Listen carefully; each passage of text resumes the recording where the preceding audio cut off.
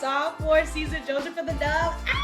We missed y'all. Lord, it has been a time. So excited to be back for season 2. Let's get straight into it, honey, because the W is raging into the regular season. We got a lot to talk about.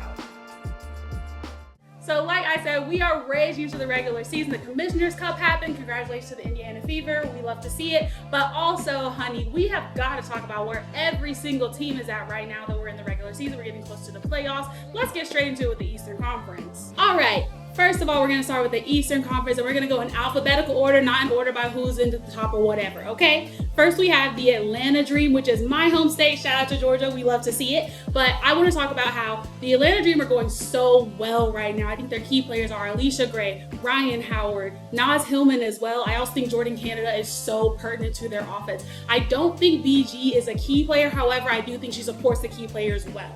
I think Atlanta has such a great all-around front court, especially with people like Bree Jones. They have also, as I said, Naz Hillman coming in, picking up the rebounds and everything like that. They have BG coming in, but also that back court, baby. Ryan Howard, Jordan Canada, Alicia Gray to start off. Then coming off the bench, you got Tahina Pow with the 3. I know that's right. I love to see it for Atlanta. I think their biggest weakness is actually their conditioning. Sometimes they seem to get a bit fatigued after some games. They seem to lose the games and they can't just finish out with their conditioning. And sometimes their decision making is a little bit off when they really need to take smarter shots other than settling for the 3. But otherwise, I think Atlanta's on a good track record and we love to see it. Next up for the Eastern Conference, we have the Chicago Sky. Shout out to Chi-Town. Shout out to their key players, Angel Reese and Camila Cardoso especially. But I also think Ariel Atkins and Kia Nurse are also key players for the Sky.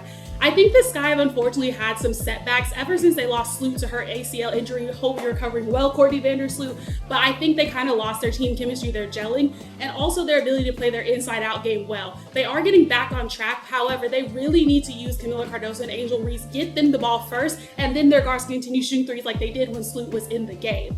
Chicago is, okay, they're doing well. They're getting back on track a little bit, but if we want to see them play the playoffs, they need to have that playbook. Camila and Angel are both back. Give the ball to them.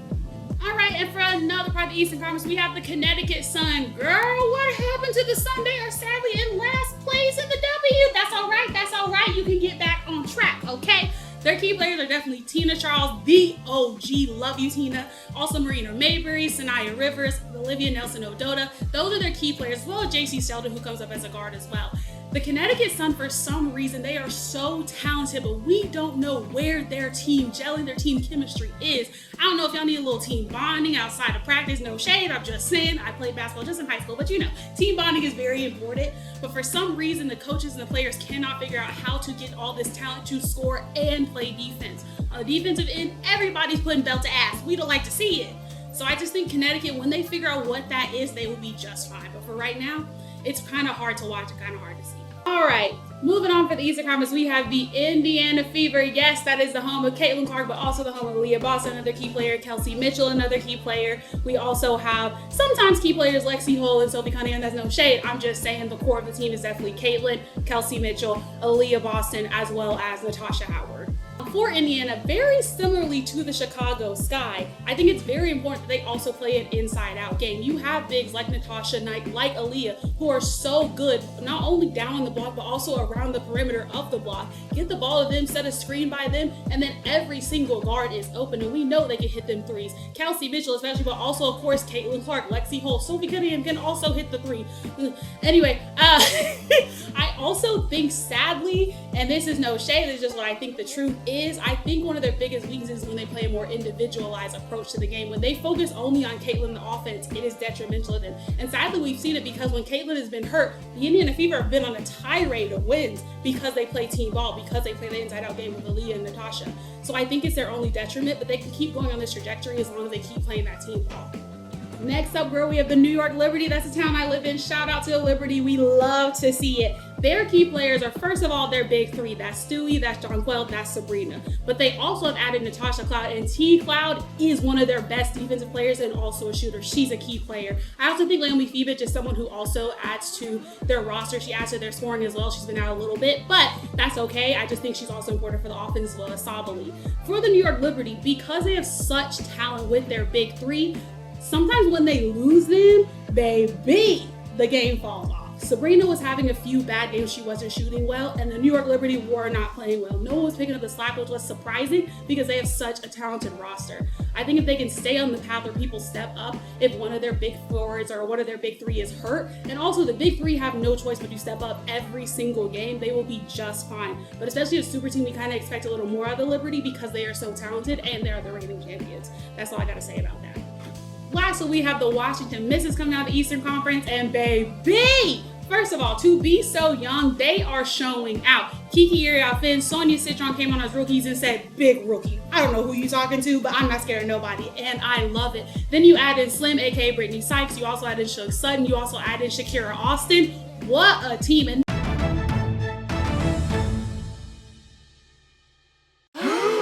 then they go into the bench. I know that's right, Washington, because no shade, none of us were expecting them to be like great because of last season. It just was unfortunately they weren't as great. But to have such a great front court and back court, and I think they also step up defensively, all Washington has to do is keep going. They're gonna have to continue to like learn how to play against the vets who are big, someone like Asia Wilson, like Tina Charles, and others. However, I think the no fear approach is everything they need to continue to be successful. So shout out to the Mystics, because y'all got it going on.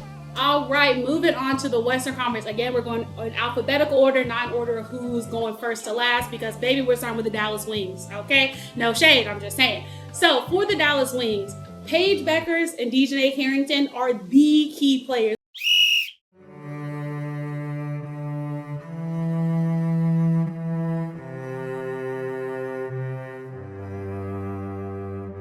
I also think finally they started playing Isaiah James, which they needed, and she is also important for the offense. However, and this is no shade to Arike, I think Arike is kind of a key player, but she needs to support the ones who need the ball first, and then she can get the shots off that we know she can make. But I also think for Dallas, while they have so much talent, baby, the coaching. And you can tell when a team has a coaching problem. I just have to be honest, Dallas has a coaching problem. It seems very obvious the coach does not know how to put these talented players together to run plays against teams and make them successful. It seems like maybe every game they feel like they're kind of guessing and they're playing a bit of street ball play with their smarts, and that's not helpful to build a franchise when you have Paige Beckers, the #1 all pick, the national champion on her team. Then you have Dejanay Carrington, then you have Isaiah, then you have other players like Arike, who's also a national champ. It's obviously a coaching problem, and I hate to see it because they deserve better. That's all I gotta say about Dallas Wings. Next up, we have the Golden State Valkyries, the newest kids on the block, the babies of the W. They are having such a good inaugural season. Clap it up for them. I know that's right, okay? But for the Valkyries, I think honestly their biggest hump they have to get over is just being new. They have a lot of international players, they have a lot of vets, they have a lot of rookies. Well, not a lot of rookies, they have a lot of young players. But I think once they figure out what that looks like for their franchise, for their team, what their rhythm is, when they establish that, they'll be fine. But as they do that from game to game, they are beating people left and right. Did you see that game against Indiana? I know that's right. It was just a battle, and I love to see it. But I honestly don't think they have many weaknesses other than just finding their rhythm as a new franchise and Natalie, their coach, figuring out how she is as a head coach in this. But otherwise, just getting over that hump of being new and learning each other, that's all they need. It's kind of like summer camp and they're picking up from AAU. But shout out to the Valkyries. All right, now we have the Las Vegas Aces, home of the Asia Wilson. I'm sorry, I will always stand Asia. I love to see it, and that's a shout that I will always get. And speaking of Asia, I guess we're gonna create one. Me. However, Asia is the key player. It should also be Jackie. It should also be Jewel. It should also be Chelsea. But right now, they are not in that factors. And I mean that respectfully. I love them. I love y'all. But there is a clear drop between Asia scoring 24, 25 a game and y'all being in single digits. The point guard? Jewel Lloyd? Jackie? Girl, bye.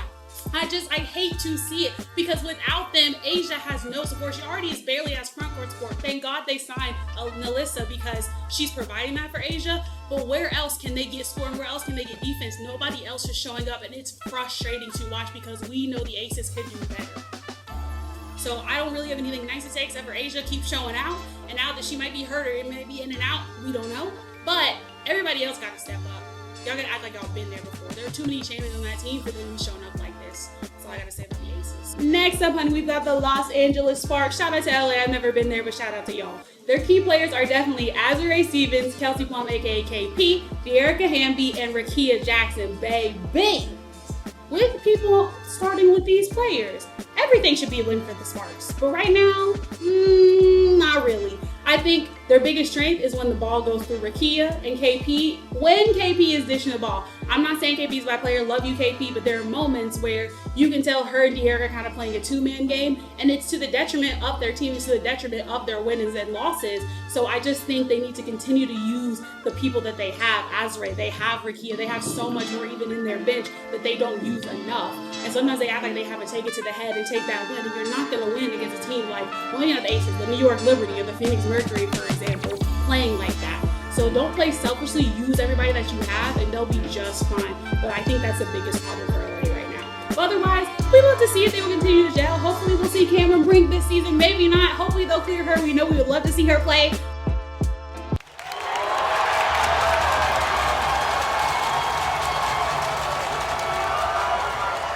But otherwise, shout out to LA. Next up, we have the Minnesota Lynx, home of the Stud Buds. Shout out to y'all. I love to see you, honey. Stud Buds, Stud Buds. I just love Courtney because I'm from Georgia and she's from Georgia, and we love to see it. That's my sister from Mister. Let me not say that because she'd probably be like, girl, bye. Anyway, the Minnesota Lynx are #1 overall in the W, and baby, they are a force to be reckoned with. I am so excited when I watch the Minnesota Lynx, especially when Fee is on that floor, which she is most of the games, not all the game. She is so monumental for their offense. So is Courtney Williams. So is Atlanta Smith. So is, even coming off the bench, Latisse Heidemann. And they also have Bridget Carlton on their team. Kayla McBride, baby. And the biggest thing about Minnesota, they don't just score. They will then defend you immediately. It's like they never run out of gas, and I love to see it. But similar to when we watched them in the Commissioner's Cup, I think when Fee has an off game, everybody's done. For some reason, when she is off, which is inevitable because she can't be amazing every single game, everybody just kind of gives up. And that's what we saw in the Commissioner's Cup. And I also have to say, Cheryl, I love Cheryl Reed. I was a big fan of Minnesota when Maya Moore was there, but the coaching was a little off in the game too because I didn't see enough subbing in and out to like fix the problem, it felt like. So that was also a little bit of a knock, but I think they're one of the best teams in the league, as we know, because they are #1 overall. But something's got to give when Fee is off, or when something's off in the coaching. Something's got to give. Somebody's got to step up just like they did in the finals last season. Because we know Minnesota can do better even when they're down. That's my only thing about the Minnesota Lynx.